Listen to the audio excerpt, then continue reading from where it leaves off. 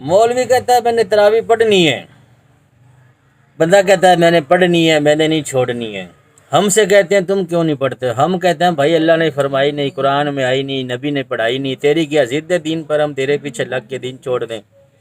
چلو اب میں ان کو قرآن سے پھکی دیتا ہوں۔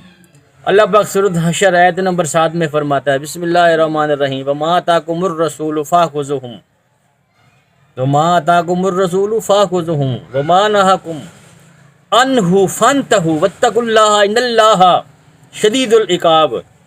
اللہ فرماتا ہے کہ جو رسول دیں وہ لے لو، جس سے روکیں رک جاؤ، ورنہ اللہ بہتر جانتا ہے کہ جو رسول کی نہیں مانے گا، جو اپنی مرضی کرے گا، جو رسول دے گا وہ نہیں لے گا، جس سے رکے گا نہیں رکے گا، اس کے لیے میرے پاس شدید العقاب، شدید سخت قسم کا عذاب اس کے لیے میرے پاس تیار ہے۔ لے بھی آجا تیرے لیے عذاب تیار ہے۔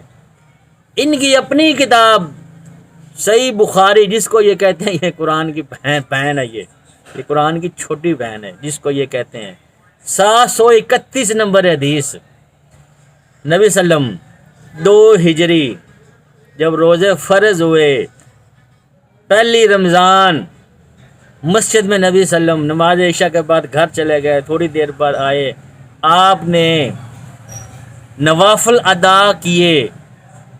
چھوٹا سا آپ نے حجرہ بنایا نا گھر کے پاس ہی، تو آپ نے نوافل ادا کیے، صحابہ نے پیچھے جماعت کھڑی کر لی۔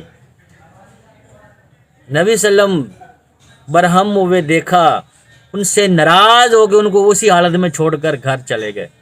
کل پھر ایسا ہوا، پھر آپ نے عشاء کے بعد گھر چلے گئے، پھر آئے، پھر آپ نے نماز نوافل ادا کیے۔ نوافل جب ادا کیے، پھر پیچھے صحابہ نے نماز بعد کھڑی کر کے پڑھنی شروع کر دی آپ صلی اللہ علیہ وسلم کی اقتداء میں۔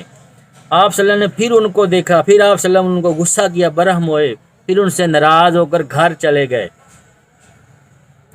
صحیح بخاری کی دوسری حدیث، صحیح بخاری کی دوسری حدیث 10-13، اب اس میں کیا ہے، ایک اور حدیث ہے 6113، اب اس میں کیا ہے، اس میں بھی یہی بیان ہے، لیکن اس میں صحابہ نے کیا کہ آپ صلی اللہ علیہ وسلم گھر میں گئے، پتھراؤ کیا، کنکریاں ماری، یہ بخاری کی حدیث ہیں، بخاری کے بیان ہیں، یہ کنکریاں ماری۔ آپ صلی اللہ علیہ وسلم تیسری رمضان کو پھر جب آئے عشاء کے بعد، پھر آپ نے جب نوافل ادا کیے تو پھر انہوں نے وہی عمل دہرایا۔ آپ صلی اللہ علیہ وسلم نے ان کو سختی سے منع کیا، ڈانٹا، غصہ کیا، خبردار کوئی بھی دین میں نئی بدعت داخل نہیں کرنی، میں اس لیے 2 دن سے تجھے چھوڑ کر جا رہا ہوں کہ تم باز آ جاؤ، تم باز آ جاؤ۔ مجھے یہی ڈر تھا کہ کہیں تم اس کو فرض نہ بنا لو، تم اس کو فرض نہ بنا لو، دین میں نئی ایک جو ہے بدعت اس کو داخل نہ کر دو۔ ملیاذ الفقی جلد نمبر 2 صفحہ نمبر 92، حضرت مولا امام جعفر صادق علیہ السلام، مولا امام باقر علیہ السلام فرماتے ہیں نبی صلی اللہ علیہ وسلم نے یہی حدیث ہے، سختی سے منع فرمایا کہ جو دین میں نئی چیز آ جائے وہ بدعت ہے، وہ بدعت گمراہی ہے، گمراہی جہنم ہے۔ آپ صلی اللہ علیہ وسلم کو انہوں نے حدیث مارکہ سنائی، کل بدعت دلالۃ فی النار۔ آپ صلی اللہ علیہ وسلم نے فرمایا خبردار، خبردار، تم نے اگر کسی نے کوئی نئی چیز دین میں انٹریکٹ کی، داخل کی، امام نسائی کی حدیث ہے، امام ترمذی میں بھی یہ حدیث ہے، ترمذی نے جامعہ ترمذی میں بھی یہی حدیث ہے سیم۔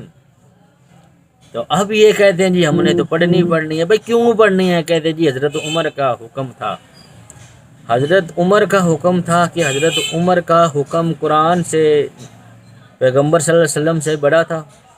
وہ حضرت عمر، جناب عمر بن خطاب نے تو پابندی لگا دی تھی، بند کر دی تھی۔ جب انہوں نے ایک دفعہ انہوں نے ضرور کہا تھا، اس نے کہا کہ کعب ان کی یہ 2 الگ الگ 3 الگ پڑھ رہے ہیں، ان کی جماعت کرا دو، پھر جب